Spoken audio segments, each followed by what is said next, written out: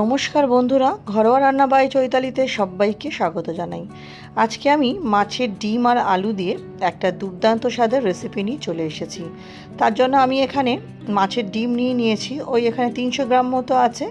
ডিমটা প্রথমে হাত দিয়ে একটু ভালো মতো মেখে নেবো, না ডিমটাতে একটু ডালা ডালা ভাব থাকে, আর ডিমের মাঝখানে যে শিরাগুলো আছে সেগুলো আপনারা চাইলে ফেলে দিতে পারেন। তো আমি ডিমটা খুব ভালো মতো একটু মেখে নিচ্ছি।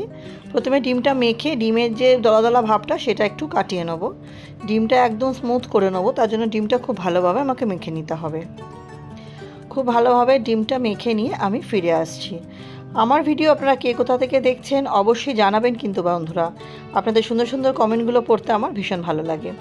ডিমটা পুরো মাখা হয়ে গেছে, এর মধ্যে আমি 4 ভাগের 1 ভাগ লেবু দিলাম আর দেবো স্বাদ অনুযায়ী নুন।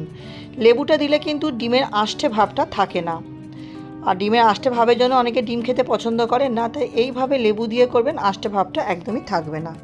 তাই লেবু আর নুনটা দিয়ে একটু ভালো মতো এটা ফেটিয়ে নিয়ে এর মধ্যে আমি দিয়ে দেবো হচ্ছে 1/2 চামচ মতো গুঁড়ো হলুদ, আর দেবো জিরে গুঁড়ো আমি এখানে দিয়েছি ছোটো চামচের 1/2 চামচ, ধনে গুঁড়ো দেবো 1/2 চামচ। এবার আমি একটা মিডিয়াম সাইজের পেঁয়াজ কুচো করে রেখেছিলাম সেটা দিয়ে দিলাম।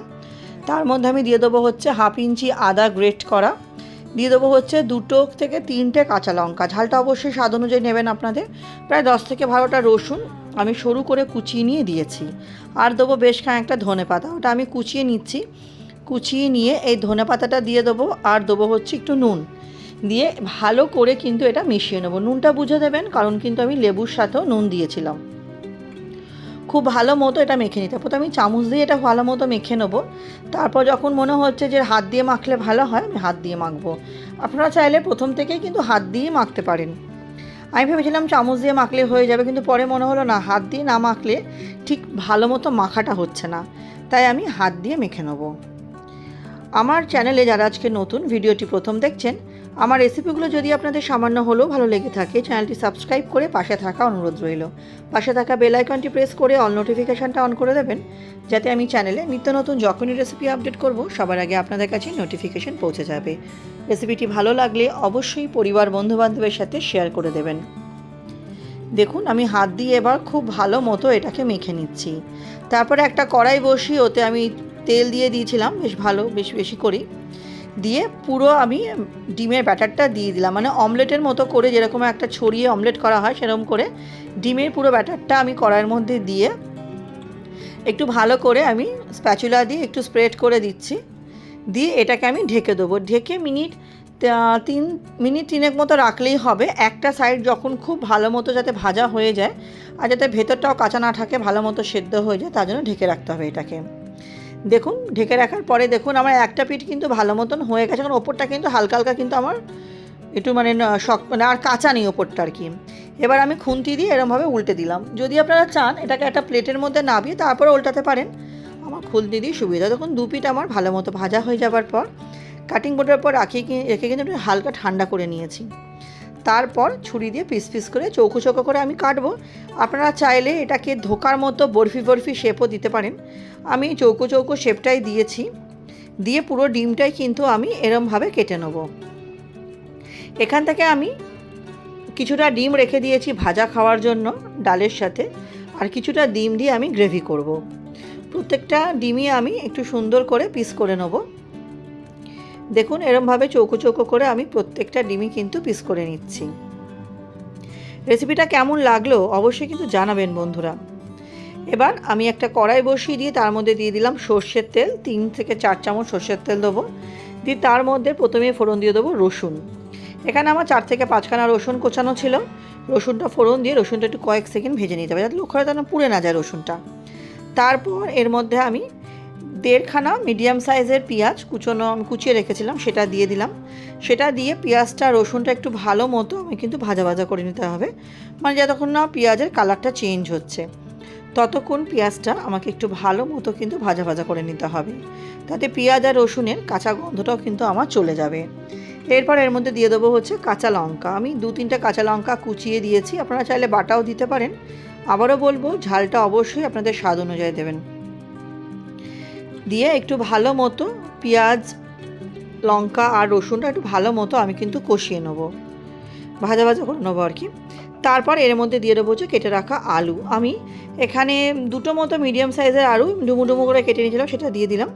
দিয়ে ওপর দিয়ে দিলাম হচ্ছে হলুদ গুঁড়ো, দিয়ে একটু ভালো মতো ভাজা ভাজা করে নেবো। আমি অল্প একটু নুনও দিয়েছিলাম। দিয়ে সুন্দরভাবে আলুটা ভাজা ভাজা করে নিতে হবে। ভাজা ভাজা করার সময় কিন্তু আমি কিছুক্ষণ ঢেকে রাখবো যাতে আলুটা আমার সেদ্ধ হয়। তাই জন্য আমি আলুটা দিয়ে কিছুক্ষণ প্রথমে নাড়াচাড়া করে নিয়ে তারপর এটাকে আমি ঢেকে দিয়ে মিনিট 3 থেকে 4 মতো রেখে দেবো। 3-4 মিনিট পর আমি ফিরে আসছি। 3-4 মিনিট পরে দেখুন আলুটা কিন্তু আমার খুব ভালোভাবে ভাজা হয়ে গেছে। এটা আরও কিছুক্ষণ আমি নাড়াচাড়া করে নিচ্ছি। আরও কিছুক্ষণ এটাকে আমাকে নাড়াচাড়া করে নিতে হবে। আর ভেতরে নিচে পেঁয়াজটাও দেখুন সুন্দরভাবে ভাজা হয়ে গেছে, পড়ে নিই। এরপর এর মধ্যে আমি দিয়ে দেবো হচ্ছে টমেটো পেস্ট। আমি একটা বড় সাইজের টমেটো মিক্সিতে আলাদা করে পেস্ট করে রেখেছিলাম, সেটা আমি এর মধ্যে দিয়ে দিলাম। টমেটোটা খুব ভালো মতো আমায় কিন্তু কষিয়ে নিতে হবে যাতে টমেটোর কাঁচা গন্ধটাও আমার চলে যায়। টমেটো কষাতে কষাতে দেখবেন সুন্দরভাবে আমার কিন্তু তেল ছাড়তে শুরু করে দেবে। টমেটোটা আমাকে কিন্তু খুব ভালো মতো কষিয়ে নিচ্ছি আমি, যাতে টমেটোর কাঁচা গন্ধটা আমার চলে যায়। দেখুন খুব সুন্দরভাবে কিন্তু কষেও গেছে, আমার কিন্তু হালকা হালকা কিন্তু সাইড থেকে আমার তেল ছাড়তে শুরু করে দিয়েছে। আর তার সাথে আমার আলুটাও কিন্তু একসঙ্গে হালকা সেদ্ধ হয়ে যাবে। এই সময় আমি এর মধ্যে সামান্য একটু জলের ব্যবহার করব, যাতে টমেটোটাও ভালো মতো সেদ্ধ হয়ে যায়, আলুটাও যেন হালকা সেদ্ধ হয়ে যায়। খুব সামান্য আমি জল দিচ্ছি। আর এর মধ্যে একবারে গুঁড়ো মশলাও দিয়ে দিচ্ছি। দিলাম 1/2 চামচ ধনে গুঁড়ো, আর দেবো কাশ্মীরি লঙ্কার গুঁড়ো। কাশ্মীরি লঙ্কার গুঁড়োটা আমি 1 চামচ না 1.5 চামচ দিচ্ছি, যাতে রঙটা আমার খুব সুন্দর আসে। দিয়ে একটু ভালো মতো আমি গুঁড়ো মশলাগুলো নাড়াচাড়া করে বাকি মশলার সাথে কিন্তু মিশিয়ে নেব। মিশিয়ে নেওয়ার পর যেহেতু আমার জল দেওয়া আছে, গুঁড়ো মশলাটা তো নিচে লেগে যাবে না, তাই একটু ভালো মতো আমি এপাশ ওপাশ করে ভালো মতো করে নাড়াচাড়া করে নেওয়ার পর এটাকে আমি কিন্তু ঢেকে কিছুক্ষণ কষতে দেবো, যাতে আলুটাও খুব ভালো মতো সেদ্ধ হয় আর প্রত্যেকটা মশলা যাতে কাঁচা গন্ধ চলে যায়। দেখুন 2 থেকে 3 মিনিট আমার খুব ভালো মতো আমার কষে গেছে, আলু আমার সেদ্ধ হয়ে গেছে। আমি আরেকবার ভালো মতো এটাকে আমি নাড়াচাড়া করে নেবো। নাড়াচাড়া করে নেওয়ার পর এর মধ্যে আমি দিয়ে দেবো হচ্ছে বেশ খানিকটা ফ্রেশ ধনেপাতা। ধনেপাতাটা দিয়ে ধনেপাতাটা কিন্তু খুব ভালো মতো আলুর সাথে আমি কষিয়ে নেব। ধনেপাতাটা এই সময় দিলে কি হয়, ধনেপাতাটার মধ্যে যেমন খুব ভালো মতো আলুর সাথে কষে যায়, সেরকম কিন্তু খুব সুন্দর একটা গন্ধও আসে। তাই ধনেপাতাটা আমি এই সময় দিয়ে খুব ভালো মতো আমি ধনেপাতাটাকে আলুর সাথে কষে নেব। কষতে কষতে দেখব যখন খুব সুন্দরভাবে তেল ছাড়তে শুরু করবে, এর মধ্যে আমি যে ডিমগুলো ভেজে রেখেছিলাম সেই ডিমগুলোও কিন্তু এর মধ্যে দিয়ে দেবো। দিয়ে ডিমের সাথে আলু আর মশলাটা খুব ভালো মতো কষিয়ে নিতে হবে, যাতে ডিমের মধ্যেও মশলাটা খুব ভালোভাবে ঢুকে যায়। তাই ডিমটা দিয়েও আমি মিনিট 2-3 মতো এটাকে প্রথমে কষিয়ে নেব। খুব ভালোভাবে এটাকে আমাকে কষিয়ে নিতে হবে। আমি এটাকে কিছুক্ষণ মিনিট 2-3 মিনিট 2 মতো এটাকে আমি ঢেকেও রাখবো, যাতে ডিমের মধ্যে মশলাটা ভালোভাবে ঢুকে যায়। তারপর এর মধ্যে আমি গ্রেভির জন্য জল দেবো।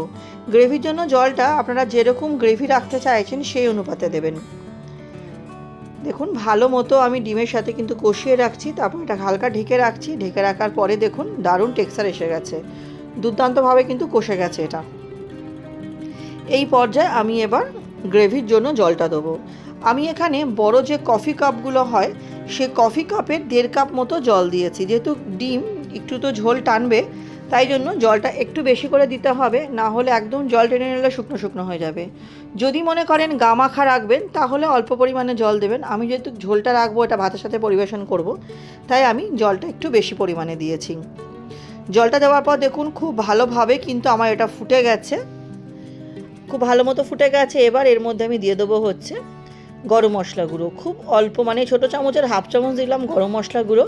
আর তার সাথে দিয়ে দেবো আর একটু ফ্রেশ ধনেপাতা দিয়ে এবার সবগুলো খুব ভালো মতো মিশিয়ে নিলে আমার এটা রেডি হয়ে যাবে গরম গরম ধোয়া ওটা ভাতের সাথে পরিবেশন করার জন্য।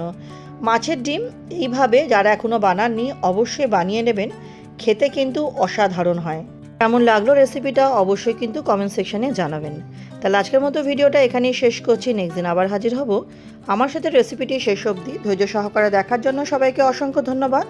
সবাই খুব ভালো থাকবেন, সুস্থ থাকবেন, সাবধানে থাকবেন।